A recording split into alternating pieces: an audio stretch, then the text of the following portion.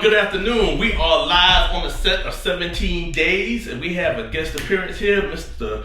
Omar Gooding. Hey! How you doing today, sir? I'm blessed and highly favored. Yourself?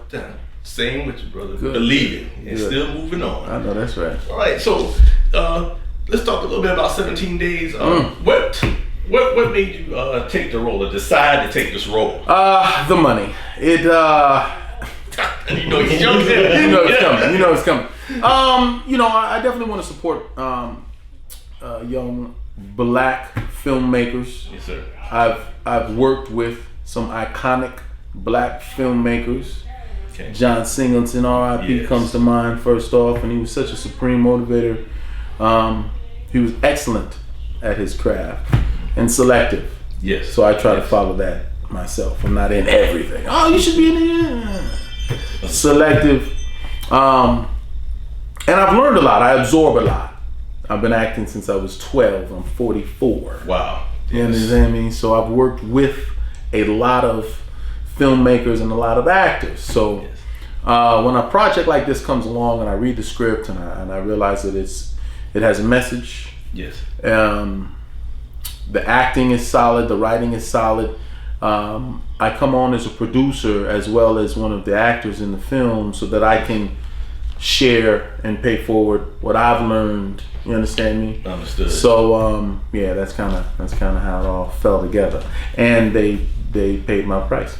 Okay. Very well said. A lot of people say, "What? How much for Baby Boy?" No, I'm sorry. that rings out. Everybody just so much loves that character. You know, when Baby Boy, they mention you know, talking about going over to Do Dirty House and all kind of stuff like that. You know, that was just. I think everybody had that one friend. I know why. Well, you gotta understand. I'm a fan of entertainment. You know what I mean? I love movies and I watch them over and over and over and over again. If I wasn't in Baby Boy, I would have watched it over and over and over again, as long as they catch somebody like me to play my role. But being in it still, I watch it over and over again. So it was a good quality film, and it was cool because it took off after the initial. We'd released in the theaters, it didn't do much. It became a cult classic after BET. Shout out to BET. Yes. Played it over and over and over and over again, so that everyone saw it. Yes. Which is real important. I think it's dope that we live in an age with streaming where a lot of people don't have to worry about paying and going to the theater. They can just stream it. It's beautiful. You might pay the same amount, but you're at home. And it's comfortable surroundings. You get to see it. So our work is being seen. So it's a very exciting time for us. Yes, definitely. I highly agree with you on that.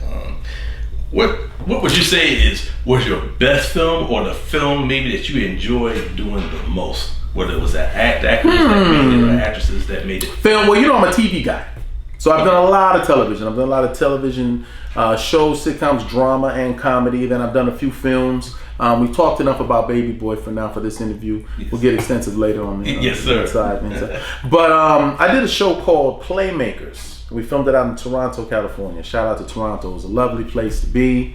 And being an actor from age 12 till now means I worked consistently. Like, you have a few months off or whatnot, but every year I had a job. You know what I'm saying? Yeah. So that took me through, elementary, junior high, high school. I was working. I was always on job. So when I wanted to play sports, Coach wasn't having it. You got to be here every day, Gooding. Yes. I don't care about your little acting and your little show. It's cute and all, but you got to be dedicated to your craft. Right. Now, if you want to be a football player, I need you here every day. It's the first day of high school. Practice starts today. I was like, oh man, I got to film today. I'm on the show called Hanging with Mr. Cool Pinkacher. So then, 10 some odd years later, I land lead role in a film called Playmakers for ESPN, and it's about the inside workings of, I can say it now, the NFL, even though we filmed it in the CFL out in Canada. So the NFL, everybody, they didn't like the storylines and how it made the NFL look, even though we never said NFL. We said, oh, it's the CFL, because we filmed out in Canada and so forth. So it was like, yeah, whatever. And the ratings were through the roof. However, pressure from NFL, ESPN had to make a choice. Millions, billions, that's easy, So it only ran 1 year, but for me, it was enough.